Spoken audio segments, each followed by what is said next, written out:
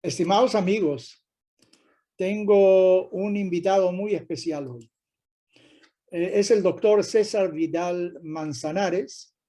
Es historiador, creo que teólogo también, es publicista, eh, es abogado, hace muchísimas cosas extraordinarias. Y yo ya sabía de él de antemano, pero tuve el placer de conocerlo unas horas atrás personalmente. Y el doctor Vidal se ha interesado mucho en el holocausto. Él no es judío, ¿no? Pero le ha tocado ese tema muy de cerca y es un tema lamentablemente controversial para ciertas personas. No entiendo por qué, porque fue la tragedia mayor del siglo pasado y a lo mejor de toda la historia, donde sistemáticamente se asesinó una tercera parte de un pueblo. El doctor Vidal también está interesado en Maimónides.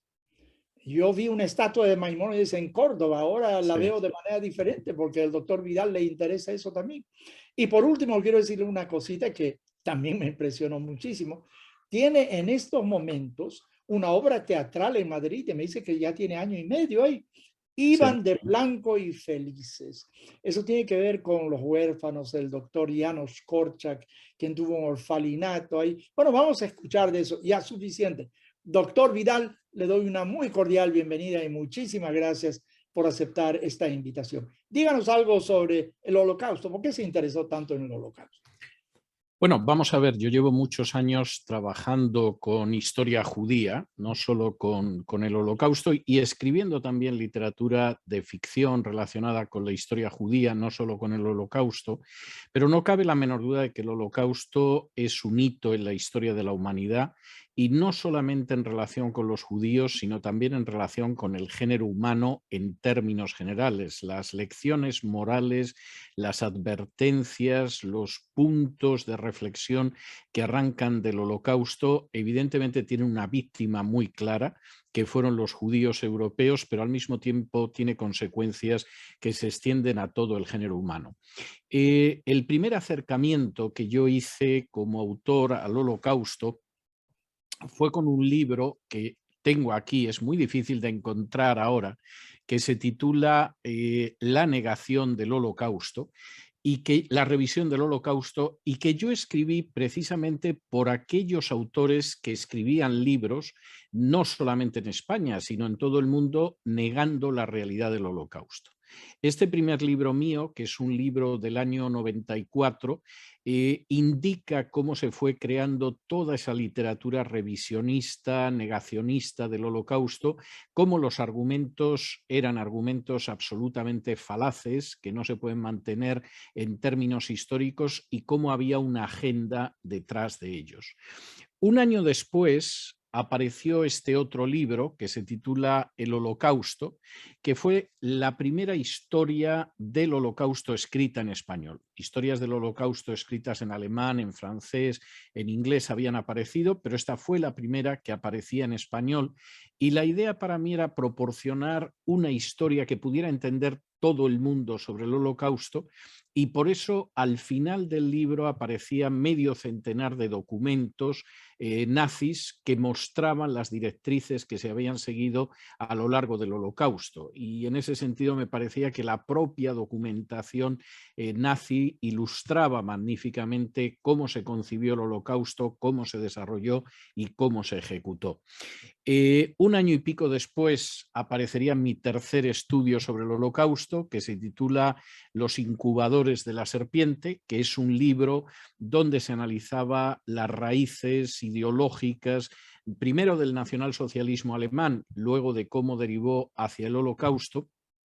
Y ahí de alguna manera terminaron mis estudios en libros sobre el Holocausto, pero sí volvería a ese tema en literatura de ficción. La escalera de Jacob es una novela de hace pocos años, publicada cuando yo ya vivía en Estados Unidos, que es una novela sobre el gueto de Varsovia, y como usted señalaba hace unos minutos, pues ahora mismo en Madrid, en teatro, y lleva ya casi 2 años, hay una obra que se titula Iván de Blanco y Felices, que es sobre el orfanato del doctor Korczak, narrado por la asistente del doctor Korczak. Yo creo que el Holocausto es un fenómeno que hay que conocer, creo que es un fenómeno sobre el que hay que seguir reflexionando, y creo que además es un fenómeno que obliga a la investigación, porque aunque parezca increíble, hay aspectos sobre el Holocausto que hemos ido dejando descuidados con el paso del tiempo y que a mí me parece que tienen una enorme relevancia, insisto, no solo para los judíos, sino para todo el género humano. Doctor Vidal, yo creo que es sumamente importante la documentación que usted dice que existe en sus libros de textos de los nazis, esa conferencia Wannsee creo que se llamaba, cerca de Varsovia, donde decían finalmente la solución final. Pero esos libros tienen un alcance a cierto grupo, cierto target que dicen los americanos, la gente que lee libros, etc. Pero también hay otras cosas que se han hecho y creo que son muy importantes, pero en el fondo lo que usted hace es más importante. Muy importante creo que fue la documentación pictórica que dejó el general Dwight Eisenhower, que estaba dirigiendo a los aliados cuando llegó a los campos de concentración para mostrar lo que realmente había. Aunque hoy en día, con las técnicas modernas, se cambian videos, etcétera, se hace gente decir cosas que no están diciendo, pero no creo que nadie esté dudando acerca de la veracidad, de la legitimidad, autenticidad de esas películas que hizo el general Eisenhower en aquel entonces. Luego está Steven Spielberg, quien hizo una película extraordinaria, ¿no? La lista de Schindler, que creo que llegó a muchísima gente para acordar. Ahora, quiero preguntarle algo puntual, doctor Vidal. El Holocausto pertenece al siglo pasado.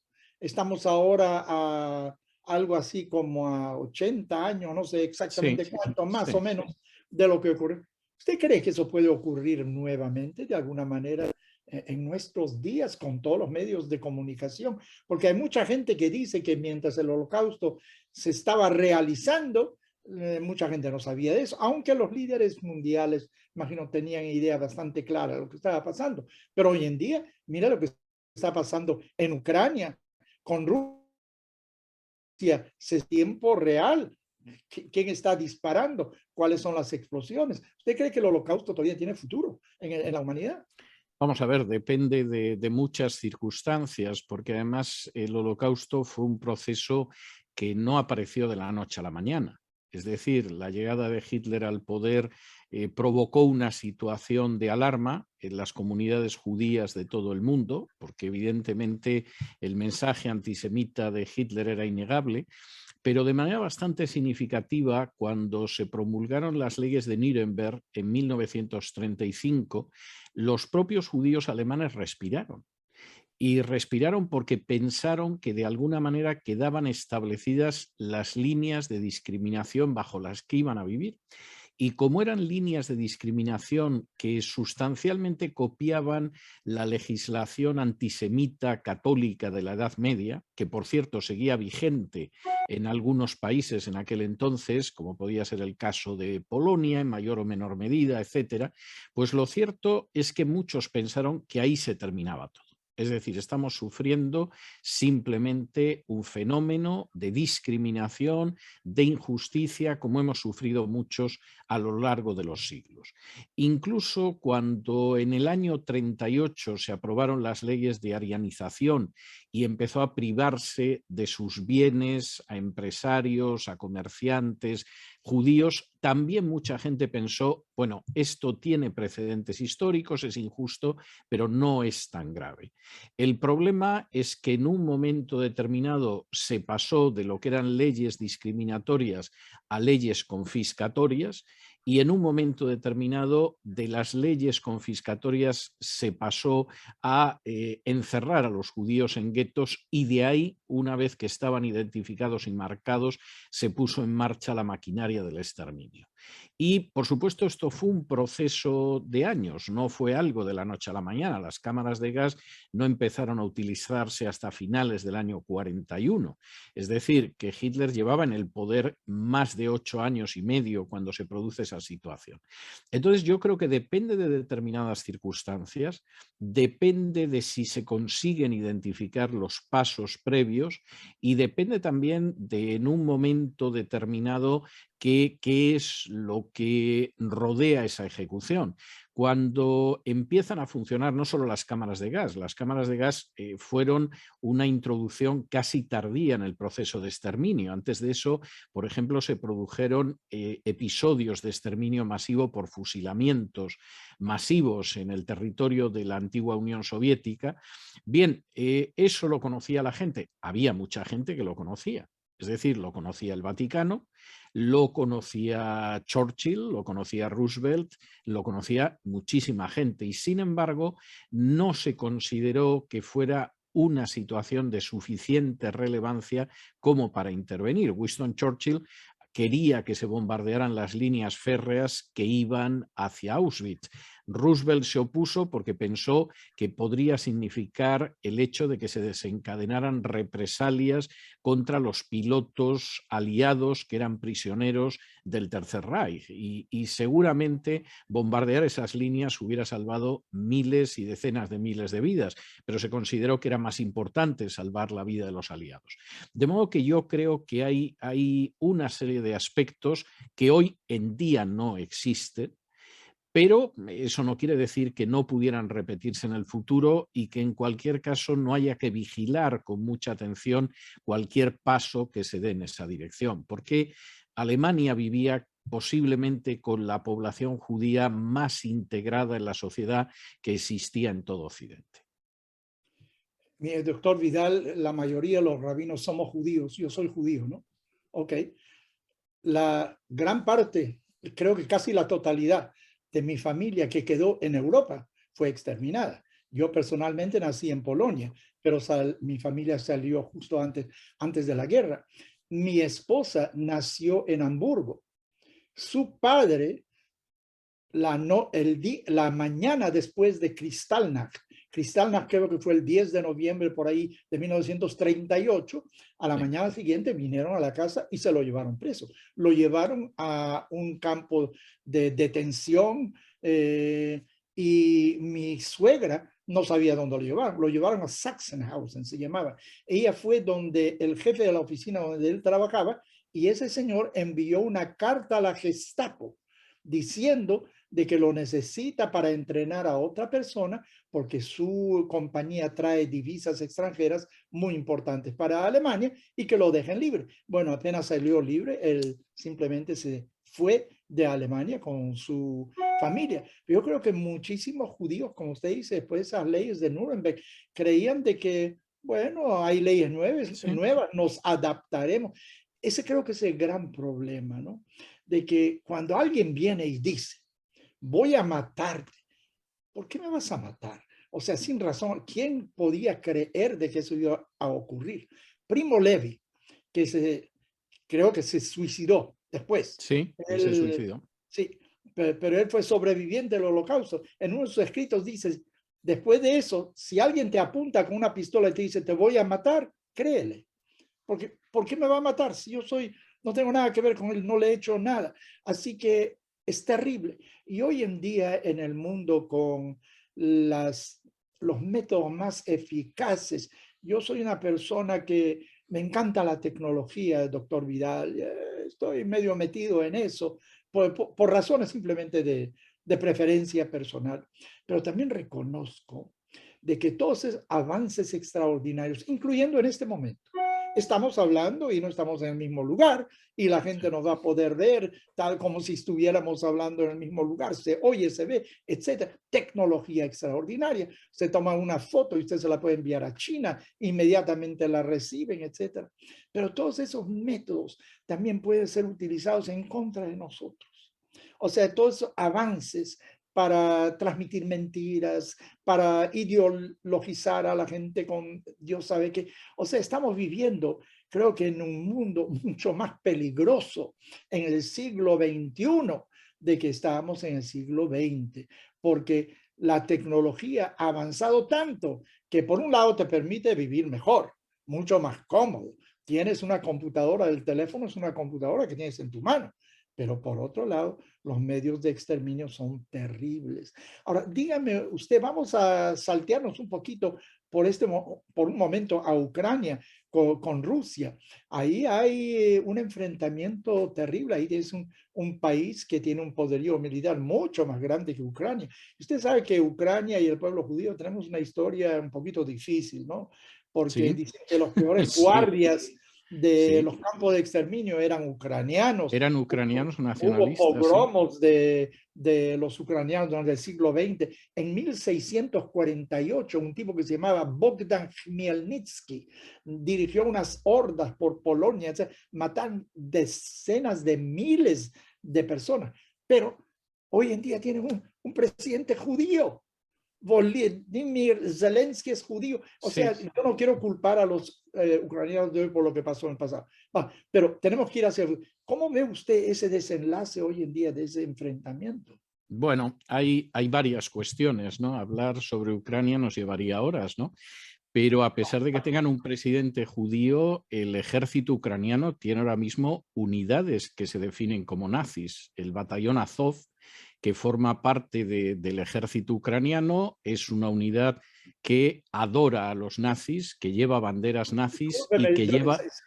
Doctor Díaz, un segundito, porque Putin dice que era la Es desnazificación que, de es que, Ucrania y muchos dicen, pero tienes un presidente judío, pero usted nos sí. está diciendo que eso es una realidad hoy en día también. Bueno, ese elemento es cierto. Cualquier persona que ahora vaya a Internet y busque el batallón Azov, que forma parte de las Fuerzas Armadas ucranianas, es un batallón nazi que rinde homenaje a las divisiones ucranianas de las SS durante la guerra, sobre todo a la división Galitzen, y que además siguen llevando en el casco la esvástica. Es decir, no son dudosos, no es gente de extrema derecha, ultranacionalistas, son abiertamente nazis, ¿no? Pero además el nacionalismo ucraniano considera como su gran héroe a Stepan Bandera. Stepan Bandera es el responsable del asesinato de miles de judíos, de miles de polacos, de miles de rusos y de miles de ucranianos no nacionalistas durante la Segunda Guerra Mundial. Y eso es muy inquietante, porque efectivamente los distintos presidentes de Ucrania, con alguna excepción, han rendido un homenaje tremendo a Bandera y consideran que es el padre espiritual de la actual Ucrania, lo cual es muy inquietante de entrada, precisamente por esos antecedentes históricos a los que usted se refería antes en relación con Ucrania. Vamos a ver, el problema de Ucrania es un problema que tiene muchas caras, no se puede resumir en 5 minutos, pero yo creo que hay dos antecedentes de la situación que estamos viviendo ahora. Uno ha sido el avance desde los años 90 de la OTAN hasta las fronteras de Rusia, a pesar de las promesas que se le formularon a Gorbachev y a Yeltsin en el sentido de que la OTAN no avanzaría hasta las fronteras, ni una pulgada, se dijo en su día, hacia el este, y La que OTAN no es eso, ninguna organización la económica defensa o del, no, social, es militar, militar. Ok, es la vamos organización a del destacar eso. Tratado del Atlántico Norte, ¿no? En el momento en el que Ucrania pide la entrada en la OTAN, posiblemente como una vía para entrar en la Unión Europea, como ha pasado con otros países del este de Europa, se produce una tensión de enorme gravedad, porque eso significa que desaparece el principio de mutua destrucción asegurada. El principio de mutua destrucción asegurada significa que, gracias a Dios, no hemos tenido un holocausto nuclear, porque cualquiera de las potencias nucleares sabe que en caso de atacar a otra potencia, la otra todavía tiene tiempo para responderle. Es decir, la Unión Soviética no podía atacar a Estados Unidos, ni Estados Unidos a la Unión Soviética, porque había un tiempo para que la otra nación respondiera y el resultado hubiera sido absolutamente desastroso. Por eso no hemos tenido una guerra nuclear. Pero si Ucrania entra dentro de la NATO, ese principio desaparece porque los misiles nucleares asentados en Ucrania podrían llegar a Moscú en tan solo 5 minutos. Y esto evitaría la posibilidad de respuesta de Rusia. De manera que Rusia está reaccionando seguramente con una inquietud como la que tendría Estados Unidos si le colocaran misiles en Puerto Rico o en México, o cuando en su día pretendieron colocárselos en Cuba. Esa es una parte del problema. La otra parte es que a partir del golpe de Estado de 2014, que lleva al poder a los nacionalistas ucranianos, se produce una represión durísima contra la zona oriental de Ucrania, que es de simpatías prorrusas, el Donetsk y el Lugansk.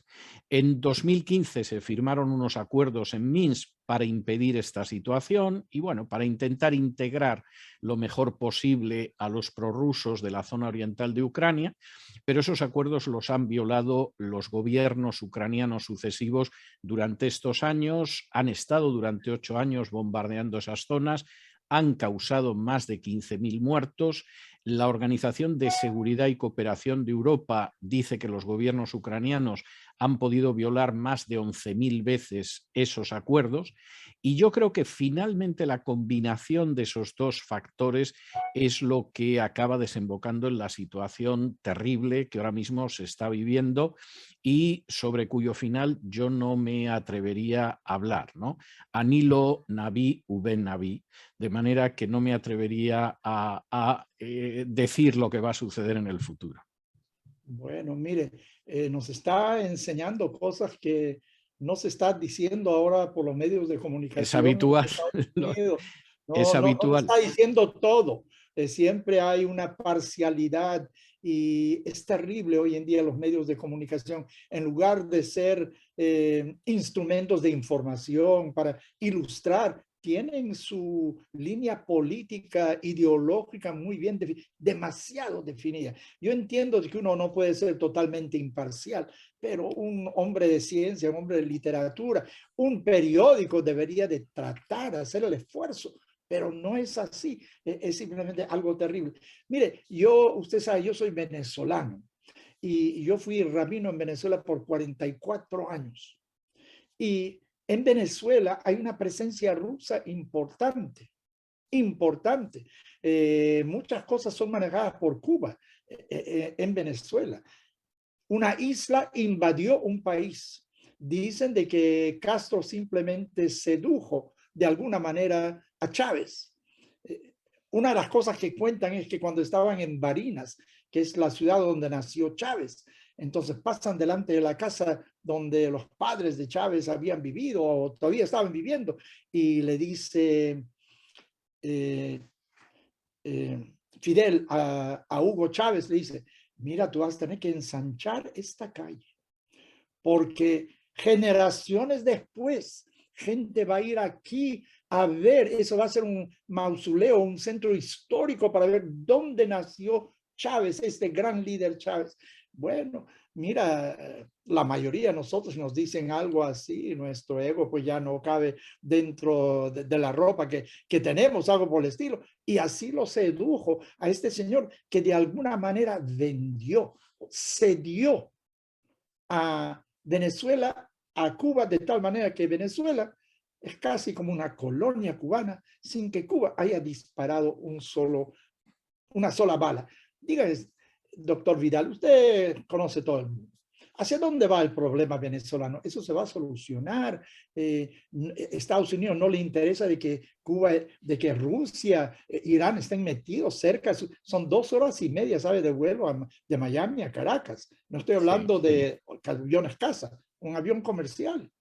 ¿Qué dice Bueno, usted sobre eso? voy a decirle lo que yo pienso, Sí, claro. aunque pueda resultar sorprendente. Yo creo que Maduro se sostiene, bueno, fundamentalmente porque puede pagar unas fuerzas armadas que lo sostienen y porque puede mantener unas fuerzas represivas que lo sostienen, pero eso sería imposible si no hubiera más de 30 naciones que son democráticas que compran sus materias primas. Es decir, el principal comprador de materias primas, a pesar de una serie de normas de boicot a Venezuela, es Estados Unidos. E incluso en la época del presidente Trump, cada trimestre Trump firmaba el permiso para que Chevron siguiera negociando con Venezuela. De manera que es verdad que la mayoría de las empresas americanas, si quisieran negociar con Venezuela, no podrían, pero las grandes empresas de materias primas no han dejado de hacerlo. No es culpa solo de Estados Unidos. Gran Bretaña, Francia, Alemania en general, hasta hay España, empresas España. españolas, efectivamente, hasta hay empresas españolas. Y el fenómeno que se produce a partir del año 2016 es que efectivamente Maduro es el dilapidador de las riquezas nacionales de Venezuela, con lo cual no quiero que esto suene cínico, pero yo creo que para toda la gente que está saqueando la riqueza de Venezuela desde hace décadas, Maduro es el gobernante ideal. Si hubiera un cambio en Venezuela, si se iniciara un proceso de transición, si hubiera un gobierno limpio y democrático, no sería tan fácil saquear Venezuela.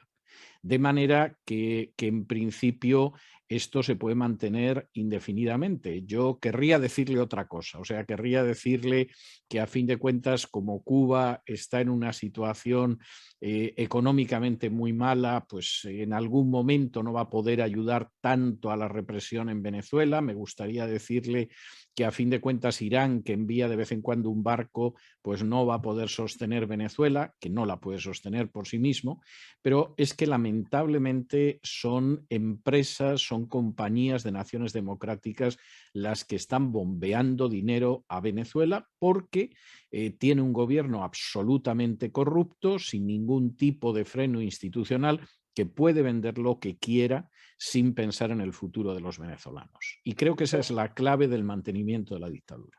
Dicen también que es un narcoestado, ¿no? No es tan solo las Es riquezas también un naturales, narcoestado, sí, sí lo narcoestado. es. Yo creo que forma parte de toda una cadena de narcoestados que hay en la zona, que lamentablemente son narcoestados de todo color. A mí me gustaría pensar que los narcoestados se limitan a Bolivia y a Venezuela, pero desgraciadamente en el caso de Colombia no me atrevería a decir que hay un narcoestado, pero el peso de los narcos es enorme. El peso de los narcos en Honduras, que es un país del que no solemos hablar casi nunca porque es una pequeña república en Centroamérica, el peso de los narcos es verdaderamente increíble, y no voy a hablar del peso de los narcos en México porque yo creo que es evidente que es mayor que el del propio poder institucional. Doctor Vidal, uno ve por la televisión CNN, Fox News, todas las cadenas que tienen que ver con noticias están obsesionadas con lo que está pasando en Ucrania, bueno, porque es una guerra en real time, está Sí. ocurriendo en este momento. Sin embargo, parece de que lo que ocurre en Venezuela está en, si es que uno le pone orden a lo mejor el punto 50 de lo que le interesa a los americanos, al gobierno americano debería interesarle. Mira, ahí está Rusia, a lo mejor y Maduro quisiera tenerlo, a lo mejor misiles apuntando a los Estados Unidos. ¿Quién sabe qué es lo que se está armando ahí? Y no le interesa eso a los Estados Unidos, Vamos a tratar, ver, buscar cómo ponerle un fin a eso. vamos a ver, yo creo que es que hay que diferenciar entre los intereses nacionales de Estados Unidos y los intereses de grupos de presión dentro de Estados Unidos. Y creo que es importante diferenciar esto. En términos de interés nacional, Estados Unidos tendría que estar muy interesado con todo lo que sucede al sur del Río Grande. Incluso yo diría que esa es su área natural de influencia. El En patio ter trasero lo llaman. Sí, sí, y tiene una enorme lógica, ¿eh? No voy a empezar a discurrir sobre esto, pero tiene una enorme lógica. Ahora bien, en términos de los intereses de determinados grupos de presión, evidentemente Ucrania es mucho más interesante que Venezuela. ¿Por qué? Porque de todas formas las materias primas de Venezuela ya tienen acceso a ellas y además más baratas por la situación de la dictadura de Maduro. Pero el caso de Venezuela es enormemente interesante. Vamos a ver, los grandes medios en Estados Unidos, estoy hablando de un New York Times, estoy hablando del Wall Street Journal, estoy hablando del Washington Post, tienen entre sus propietarios a los grandes fabricantes de armamento. Y en ese sentido, la idea de alentar la gravedad de una guerra lejana en el este de Europa, aunque posiblemente no esté tan justificada en términos reales y objetivamente Venezuela sea más importante para los Estados Unidos, sin embargo, no va a dar ese beneficio. Por ejemplo, Alemania va a gastar en los 2 próximos años la cifra fabulosa de 100.000 millones de euros en armamento, que en Acaba su de mayor anunciar. parte va a vender Estados Unidos. Cuando hablamos de 100.000 millones de euros, estamos hablando aproximadamente de unos 120, 125.000 millones de dólares. Es una cifra escandalosamente alta. Entonces, entre poner el foco en Venezuela, a la que de todas formas le vamos extrayendo las materias primas que queremos, o ponerlo en Ucrania, que solo el contrato con Alemania en los 2 próximos años van a ser 125.000 millones de dólares, bueno, pues uno comprende perfectamente por dónde van los medios de comunicación. Ahora, insisto, en términos de los intereses del pueblo americano, Venezuela es mucho más importante que Ucrania. No tiene discusión alguna. Pero en términos de determinados focos de poder, evidentemente la ganancia es mucho mayor en Ucrania que lo que podría significar el rendimiento adicional en Venezuela. Doctor Vidal, usted me va a volver en cínico, o sea, voy a ver las No, cosas no, no, no, yo no hago desde juicios de otra valor. óptica. O sea, Yo yo estoy investigo, mirando y usted yo me me está diciendo limito. que aquí hay empresas para vender armas, de que todo se trata de dólares, de centenares de millones. Aquí hay miles de millones, aquí solo hay decenas de millones y Sí, miles de millones mandan más. sí, creo que ha Doctor Vidal, captado usted vámonos perfectamente. geográficamente a otras latitudes. Usted me acaba de decir unas palabras en hebreo, ni lo naví, velo ben naví. Usted Ben sabe, Navi. sí, ben naví. Sí, usted aparentemente conoce, para mí demasiado, ¿no? Conoce mucho de hebreo, etcétera. Se interesó mucho por Maimónides, a quien todavía no hemos tocado, ¿no? Pero Sí, quisiera irme geográficamente a Israel.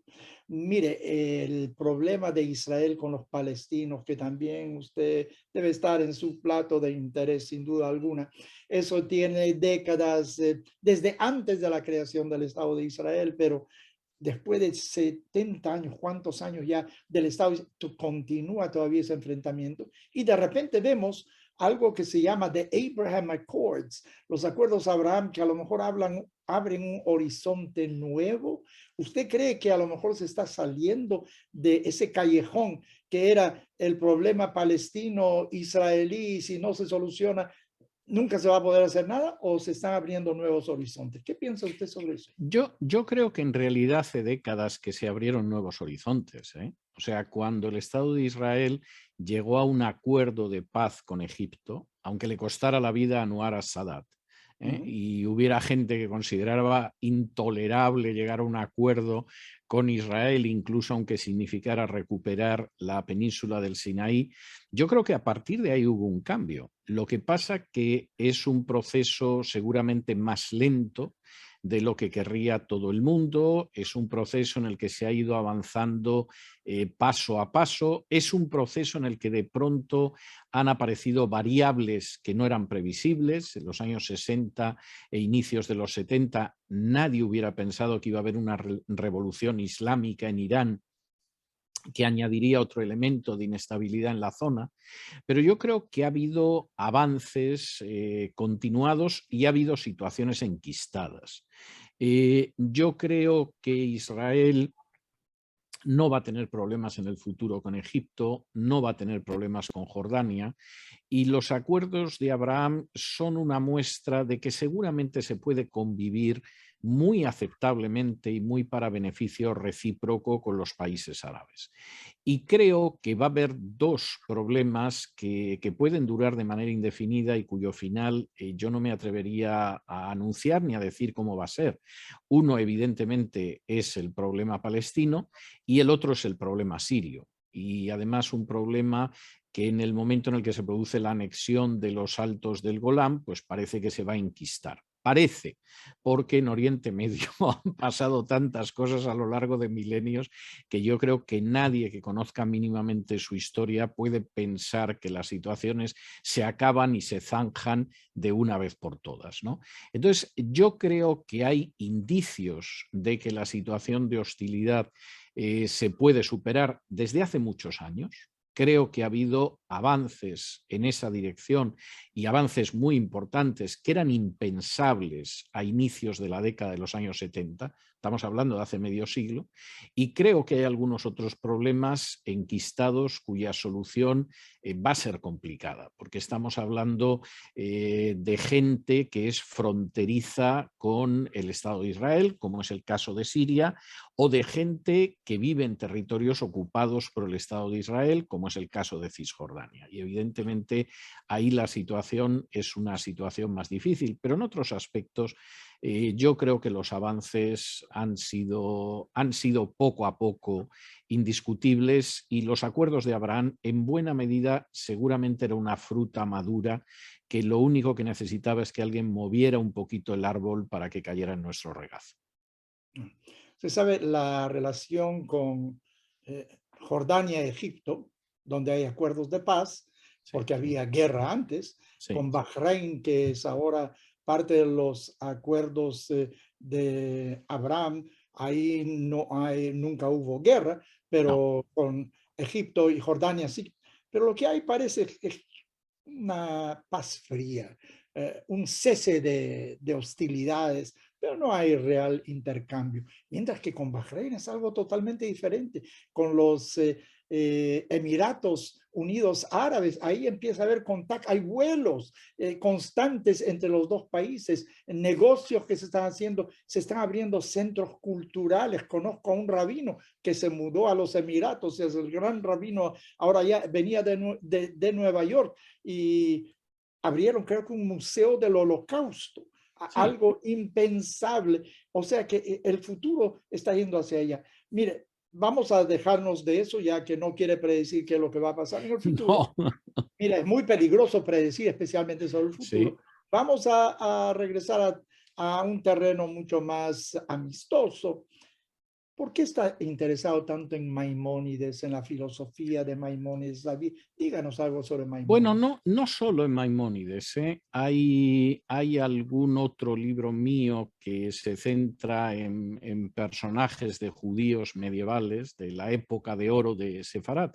Yo escribí dos novelas sobre Maimónides, una que se titulaba El médico de Sefarat y otra que se titulaba El médico del sultán.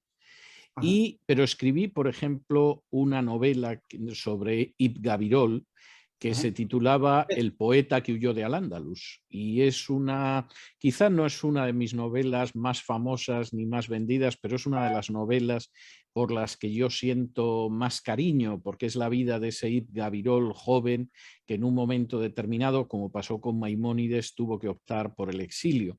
Yo creo que son personajes de una talla de nuevo universal. Por supuesto, Maimónides tiene una enorme importancia para la historia del judaísmo, teológica y prácticamente la manera en que él intenta acercar la Torá escrita y la Torá oral a todos los judíos, además en una situación de dificultad, tanto en España como en el norte de África, y es interesante en ese sentido, pero al mismo tiempo es un personaje universal, es un personaje que podía escribir en hebreo, que podía escribir en árabe, que podía comprender Aristóteles y que tiene una enorme relevancia. Yo creo que es una de las mentes privilegiadas de esa época, del medievo, y como sucede con alguna otra mente de la época, pues bueno, en muchos casos ha caído, si no en un olvido, en un cierto descuido, a pesar de ser personajes absolutamente extraordinarios. Uno puede leer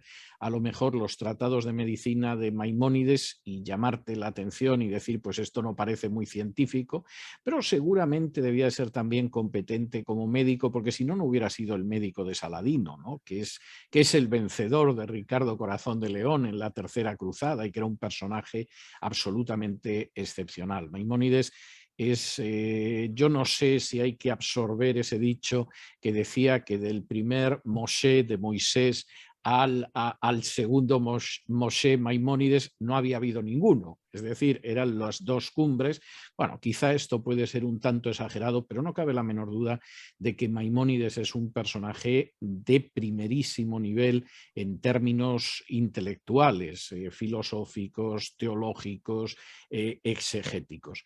En el caso de Gabirol, que es un personaje que a mí también me gusta mucho, me atrae mucho, es un extraordinario poeta que podía lo mismo cantar a lo divino que a lo humano y que podía hacerlo con la misma familiaridad en árabe que en hebreo. Estamos hablando también de otro personaje excepcional y generalmente el poeta es hombre de una sola lengua, habita en el país de una sola lengua, sea el español o el ruso, el inglés, el italiano.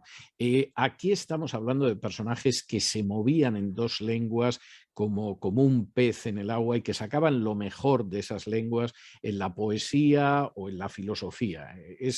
Insisto, hablamos de personajes que quizá hayan podido quedar un poco opacados por la distancia del tiempo, pero que son de enorme relevancia. Y de alguna manera mis dos novelas sobre Maimónides y mi novela sobre Ibn Gabirol intentaba rendir un modestísimo homenaje a personajes que tenían esta relevancia. Ibn Gabirol es sumamente importante como poeta. Muchísimas de sus poesías están incluidas en nuestras oraciones. ¿Sí? De Ibn Gabirol, sin duda alguna. Un gran hebraísta también. O sea, un gran conocedor del lenguaje. Maimónides, por otro lado, utiliza el hebreo extraordinariamente bien. No hay ni una palabra extra. Uno tiene discusiones sobre el uso de la terminología en hebreo que hizo Maimónides. Pero usted sabe que su tratado teológico, donde comenta sobre la Biblia mucho, que se llama La Guía de los Perplejos, La Guía de los Descarriados, no estoy seguro en castellano cómo se llama, esa la escribió en árabe.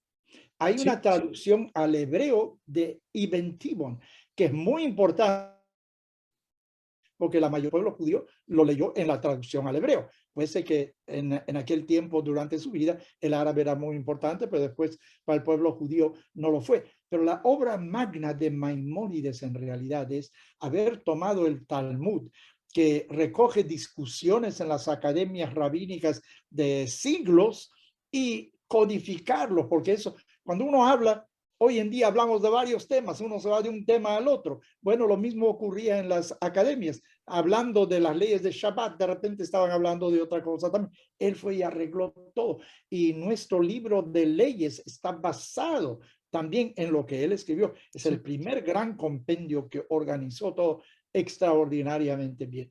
Bueno, mire, doctor Vidal, yo no quiero quitarle más tiempo. Yo creo que usted ha sido muy generoso con nosotros, digo, porque no es conmigo, porque eso es para que mucha gente lo escuche, como alguien que no nació en el seno del pueblo judío, sabe mucho más sobre judaísmo que muchísimos de nosotros, ha estudiado a grandes personajes, está al tanto de lo que está pasando en el mundo, y dicen de que en inglés dicen Jack of all trades, master of none. O sea, sabe demasiado, pero no sabe nada. En el caso suyo, creo que usted rompe con esa regla, porque yo veo de que usted sabe muchísimo, no superficialmente, con profundidad, de muchísimos temas. Doctor Vidal, le agradezco muchísimo su tiempo y su disposición a compartir alguna de sus ideas, por lo menos, con nosotros, y vamos a seguirlo de ahora en adelante con mucho Muchas más. gracias. Fue un placer y un privilegio poder compartir este tiempo con usted, Rabino.